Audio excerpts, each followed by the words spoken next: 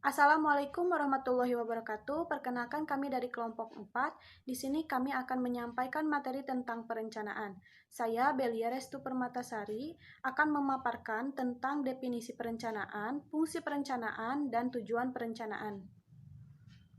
Perencanaan adalah proses dasar dari manajemen untuk menetapkan tujuan dan langkah-langkah yang harus dilakukan agar tujuan dapat tercapai. Perencanaan memberikan informasi untuk mengkoordinasikan pekerjaan dengan akurat dan efektif. Rencana yang baik harus berdasarkan atas sasaran, bersifat sederhana, memiliki standar dan fleksibel, seimbang dan memakai sumber-sumber yang tersedia dulu. Perencanaan adalah sebuah proses paling penting dari seluruh faktor atau fungsi manajemen karena tanpa perencanaan fungsi-fungsi lain seperti pengorganisasian, pengarahan, dan pengontrolan tidak bisa berjalan.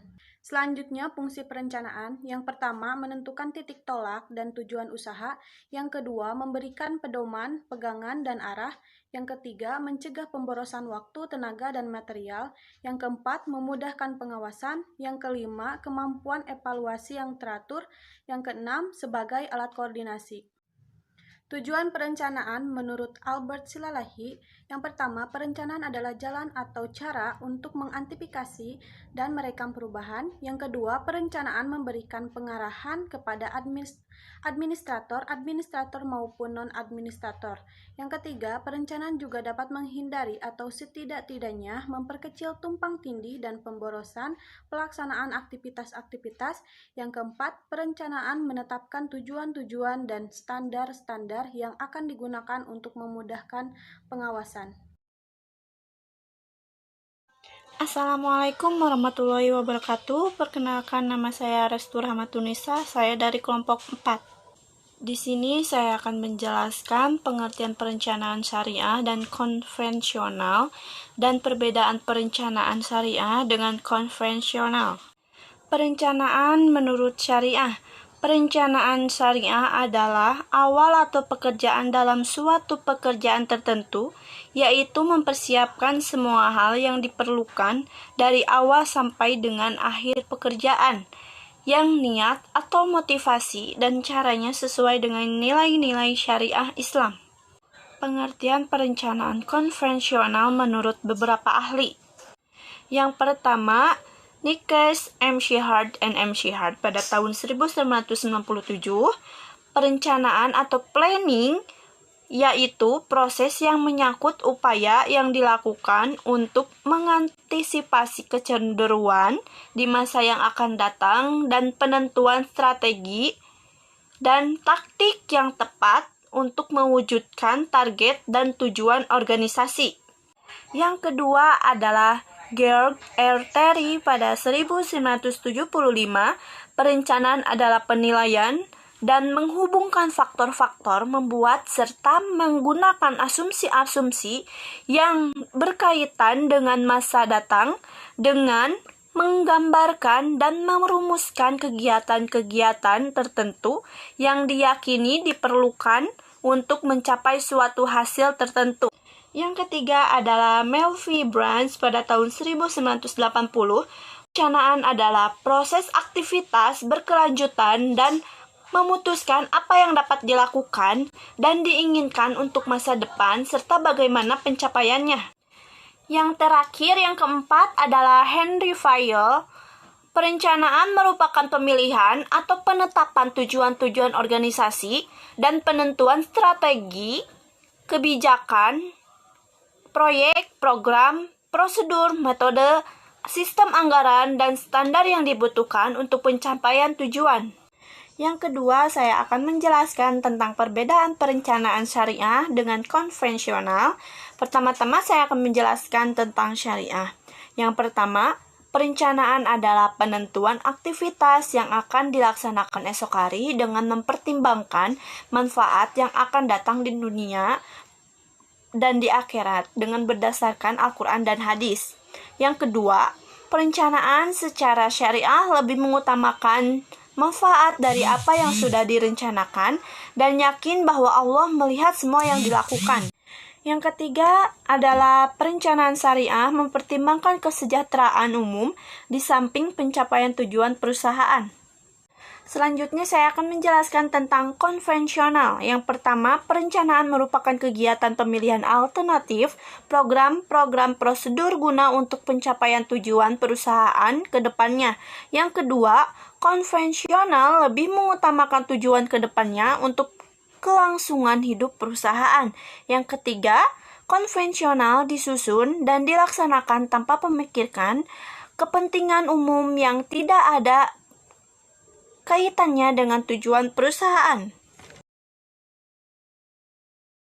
Oke, perkenalkan nama saya Sani Nurrohimah. Dalam kesempatan kali ini saya akan memaparkan beberapa materi. Di antaranya adalah dampak positif dan negatif dari sebuah perencanaan, lalu tahapan-tahapan proses perencanaan, kemudian tipe-tipe perencanaan, serta alasan perlunya perencanaan. Nah, yang pertama, dampak positif dan negatif dari sebuah perencanaan. Sebelumnya sudah dijelaskan bahwa perencanaan adalah proses dasar manajemen untuk menentukan atau menetapkan tujuan dan langkah-langkah apa yang harus dilakukan untuk mencapai tujuan tersebut. Nah, dari situ kita bisa mengambil dampak positif dari sebuah perencanaan. Teman-teman bisa lihat dari layar di sini kan? Bahwa dampak positif dari sebuah perencanaan yang pertama adalah membantu kita melihat masa depan, yang kedua koordinasi semakin baik, yang ketiga mengurangi ketidakpastian, yang keempat lebih mendekatkan organisasi ke tujuannya. Nah, itu adalah dampak positif dari sebuah perencanaan. Nah, adapun dampak negatifnya, yang pertama kita memerlukan waktu dan tenaga yang ekstra. Nah, kedua, penekanan yang berlebihan pada perencanaan akan mengakibatkan ketidakseimbangan dengan fungsi lainnya. Nah, itu adalah dampak positif dan negatif dari sebuah perencanaan. Selanjutnya adalah tahapan-tahapan proses perencanaan. Teman-teman bisa lihat dari layar kan, bahwa di sini ada 4 tahapan proses perencanaan. Tahap pertama adalah menetapkan tujuan atau serangkaian tujuan. Nah, maksudnya tuh, dari tahap pertama ini dimulai dengan penetapan atau penentuan atas segala keinginan dan kebutuhan organisasi atau perusahaan. Tanpa adanya target atau tujuan yang jelas, maka penggunaan sumber daya yang ada pada organisasi atau perusahaan tidak akan bekerja secara efektif.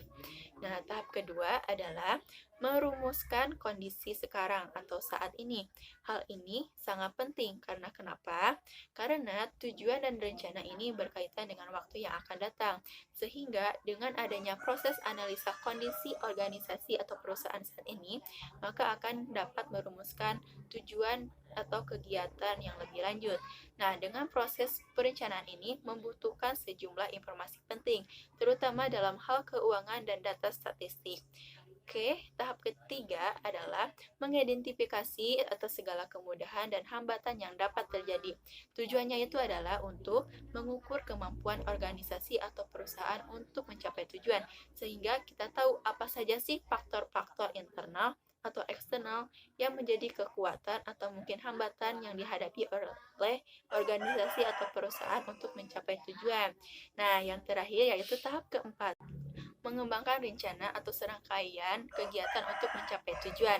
Nah, dalam pengembangan ini, kita bisa mengembangkan berbagai alternatif kegiatan sehingga kita bisa menilai dan menyeleksi yang terbaik dari yang baik atau yang terbaik dari pilihan yang ada dari kegiatan alternatif tersebut. Oke, selanjutnya adalah tipe-tipe perencanaan. Bisa dilihat dari layar bahwa di sini ada 4 tipe perencanaan. Yang pertama adalah rencana strategis, yang kedua rencana operasional, yang ketiga rencana sekali pakai, dan yang keempat rencana tetap. Nah, apa sih perbedaannya? Nah, mari kita bahas ya satu persatu. Nah, yang pertama rencana strategis. Rencana strategis adalah suatu perencanaan yang di dalamnya memuat mengenai sejumlah kebijakan jangka panjang dan waktu pelaksanaannya yang cenderung lama.